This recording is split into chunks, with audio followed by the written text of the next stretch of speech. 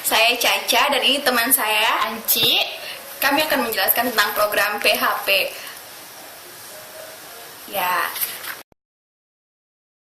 PHP adalah bahasa pemrograman yang digunakan untuk membuat web dinamis sehingga ada umpan balik antara server dan user. Saya akan memperlihatkan struktur sederhananya itu seperti ini, struktur dasarnya seperti ini. Nah, untuk contohnya saya akan memperlihatkannya di Notepad.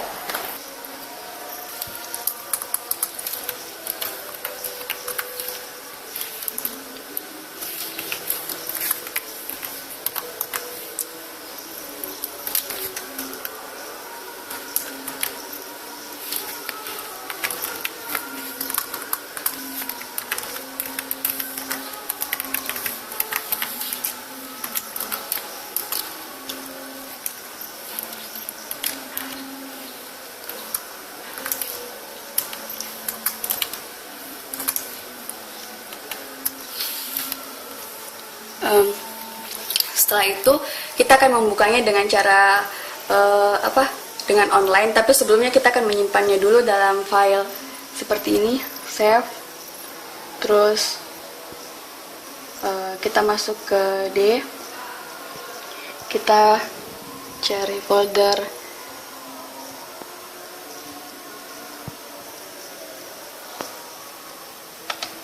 SAM. Terus kita ubah ini ke dalam all files. Setelah itu htdocs, kita akan men-save-nya dengan sj.php.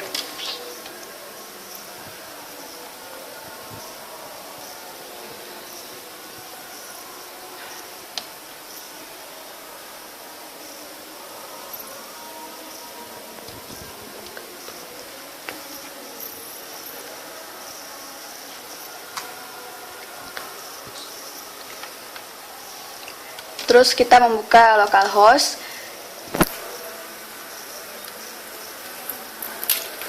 Setelah itu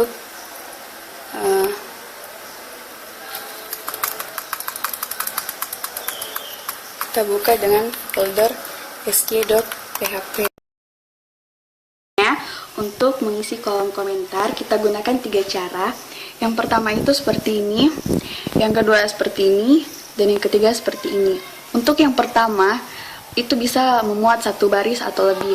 Tapi untuk yang kedua dan ketiga hanya bisa memuat 1 baris. Contohnya akan saya perlihatkan seperti ini. Untuk yang pertama, kita awali dengan garing, bintang, dengan kalimatnya tidak dapat dimuat. Dan diakhiri dengan bintang, garing.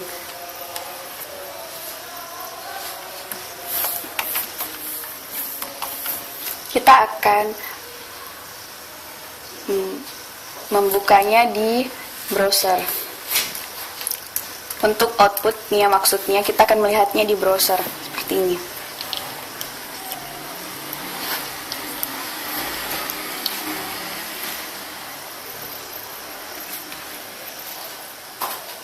Sebelumnya kita save dulu.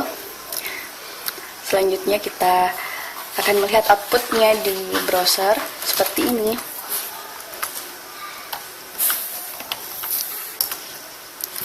Ini dia outputnya. Tapi di sini bisa terlihat. Untuk komentarnya dia tidak terlihat pada output karena memang itu komentar hanya ada dalam programnya, program susunan program ini, tapi dia tidak terlihat pada outputnya seperti ini. Dia tidak terlihat, penulisannya di sini tidak dapat dimuat, itu tidak ada. Dia hanya ada di dalam struktur programnya ini. Selanjutnya, ini untuk perintah output terbagi atas 4. Yang pertama echo, yang kedua print, yang ketiga printf, dan yang keempat sprintf. Untuk echo ini digunakan untuk menampilkan data saja.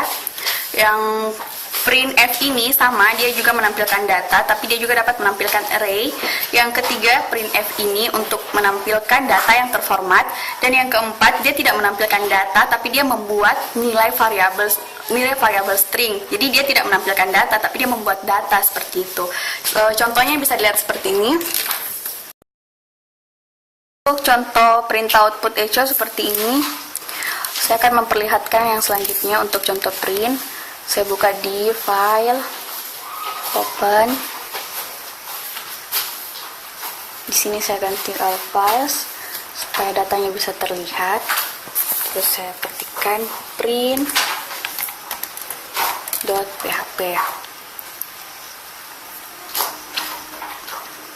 Untuk melihat outputnya bisa dibuka di browser seperti ini.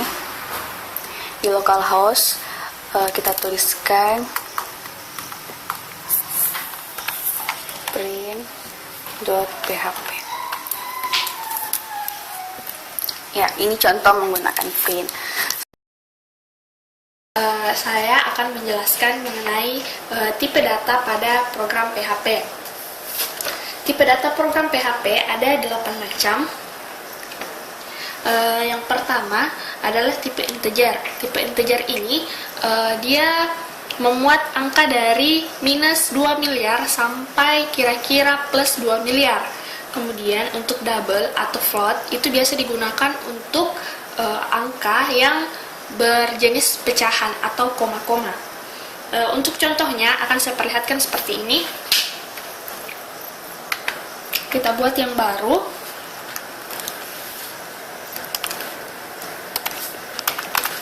PHP. Kemudian kita deklarasikan, misalkan untuk A sama dengan 10. Kemudian deklarasikan B sama dengan 3,5. Jadi totalnya sama dengan $A ditambah $B. Dan untuk menampilkannya seperti tadi yang sudah dijelaskan, kita tinggal mengetikkan total.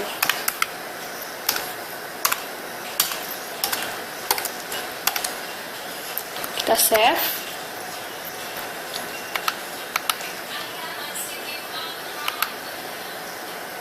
Dengan nama tipe data PHP.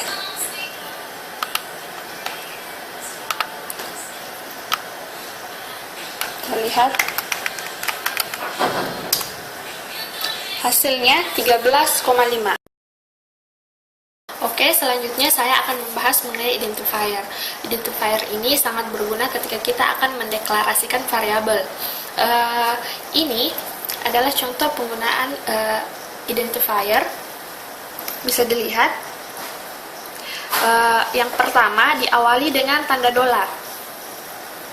Kemudian setelah tanda dolar dia harus diawali oleh underscore atau huruf.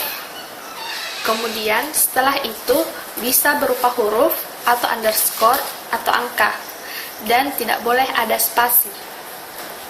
Ini adalah contoh penggunaan yang benar, dan ini adalah contoh penggunaan yang salah, di mana diawali oleh angka, setelah tanda dolar ada tanda plus, tanda titik, ataupun tanda spasi. Ini tidak akan terbaca oleh program. Kemudian perlu diketahui bahwa identifier ini memiliki case sensitif ketika dibuat sendiri oleh user, tetapi dia tidak bersifat case sensitif ketika identifier yang diciptakan sendiri oleh program PHP. Seperti ini. Identifier nama tidak sama dengan identifier yang seperti ini, dan tidak sama pula dengan identifier seperti ini. Seperti ini pula, berbeda dengan yang seperti ini. Ini adalah contoh identifier yang dibuat oleh user. Sementara ini adalah identifier yang tersedia oleh PHP. Selanjutnya, kita akan membahas mengenai variabel. Variabel digunakan untuk menyimpan nilai, data, ataupun informasi yang bisa dibuat oleh user. cara penggunaan variabel adalah seperti ini. Identifier sama dengan petik 2, titik koma, atau dengan cara yang seperti ini. Ini digunakan apabila kita menggunakan string. Tetapi apabila menggunakan data seperti integer atau float, kita bisa melihatnya seperti ini. Ini adalah tipe data variabel yang menggunakan tipe data integer, dan ini adalah variabel yang menggunakan tipe data float atau double. Selanjutnya akan dibahas mengenai konstanta. Konstanta ini hampir mirip dengan variabel, akan tetapi ketika variabel nilainya bisa diubah-ubah oleh user, tetapi ketika konstanta nilainya adalah tetap. Konstanta dapat didefinisikan dengan cara seperti ini. Cara pertama adalah const, dan cara kedua adalah define. Tetapi perbedaan keduanya, ketika const, dia tidak bisa digunakan di dalam fungsi. Dia bersifat global, sementara define bisa digunakan dalam penggunaan fungsi. Ya, selanjutnya kita akan membahas operator dan operan. Operator dan operan sangat penting ketika kita akan melakukan fungsi perhitungan. Apa perbedaan operator dan operan? Ketika kita memiliki angka 2 ditambah 5 sama dengan 7, maka plus dan sama dengan adalah operator, sementara angka 2, 5, dan 7 adalah operan. Dalam PHP ada 3 jenis operator. Operator yang pertama adalah operator unary, yaitu yang bernilai plus atau minus. Sementara operator binary adalah yang mengoperator 2 operan, sementara operator ternary adalah operator yang mengoperator 3 operan. Ya. Operator ini ada beberapa macam. Kita akan membahasnya satu persatu. Untuk operator aritmetika ialah jenis operator untuk plus, minus, kali, bagi, atau mod. Kita melihat contohnya seperti ini.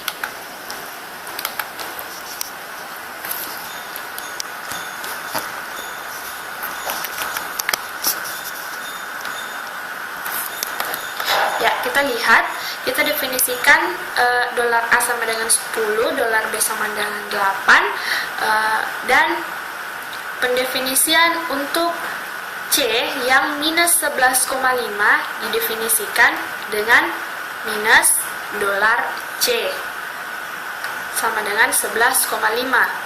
Kemudian kita lihat penggunaannya. Untuk plus, kita gunakan dolar A plus dolar B.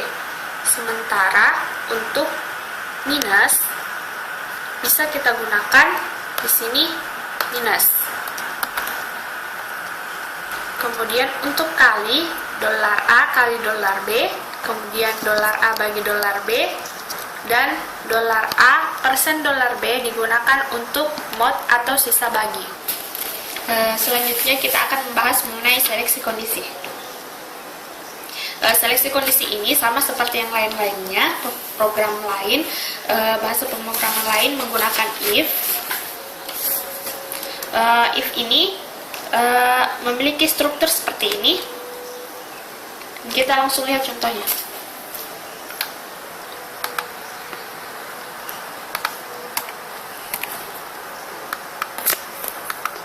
Ya, kita lihat nama Anci.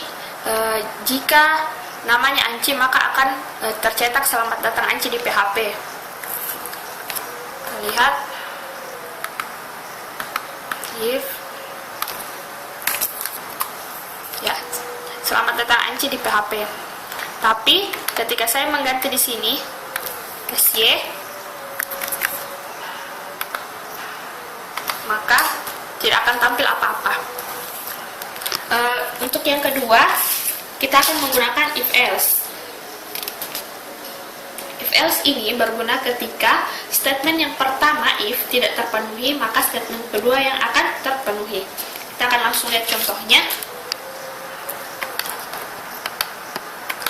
Ini adalah contoh if else. Ya. Anci, jika namanya Caca, maka yang tercetak adalah selamat datang di PHP.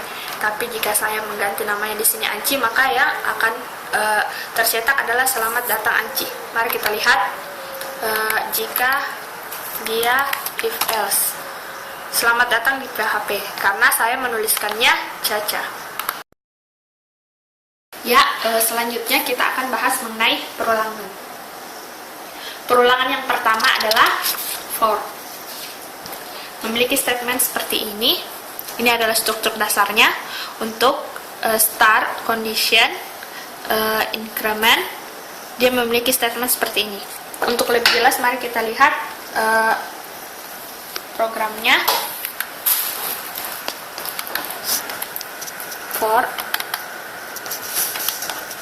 ya, for untuk i sama dengan 1 dan selama dia kurang dari 15, dia akan berjumlah terus dari 1 sampai 15. Kemudian ditampilkan i, $i. Kita akan lihat hasilnya. For .php, ya, akan berulang 1 sampai 15. Kita akan membahas tentang while. While digunakan untuk melihat kondisi di mana ketika kondisinya terpenuhi maka statementnya akan keluar. Kita lihat contohnya.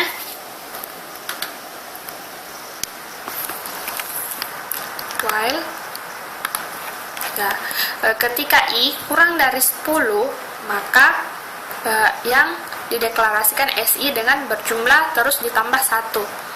Dan dideklarasikan ternyata i sama dengan 1. Mari kita lihat hasilnya.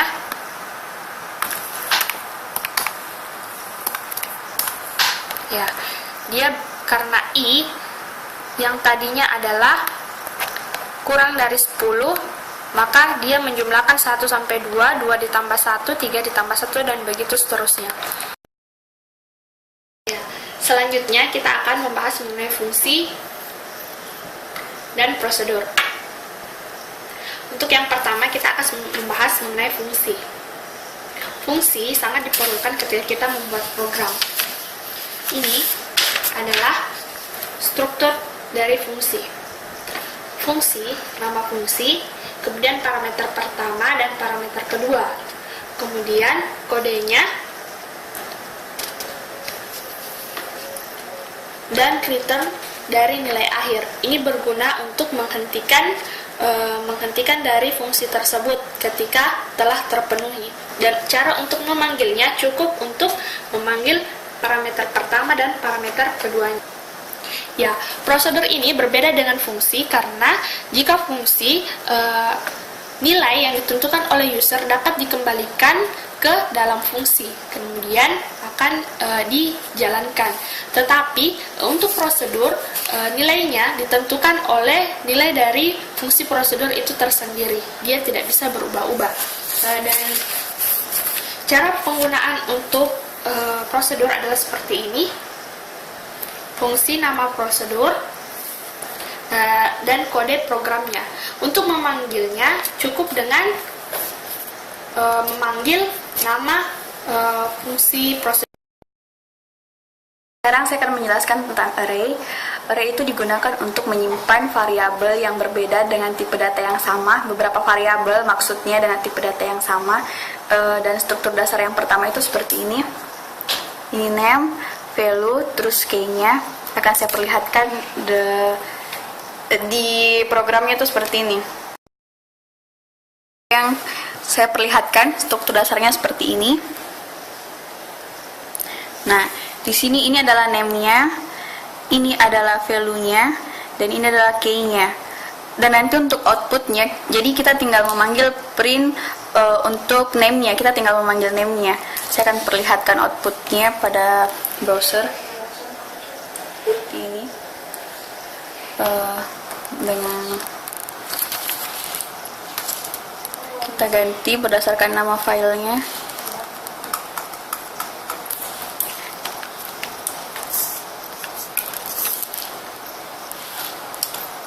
Nah, hasilnya itu Jakarta. Seperti tadi yang saya perlihatkan di notepad, kita tinggal memanggil name-nya saja, dan yang muncul itu nanti key-nya seperti ini.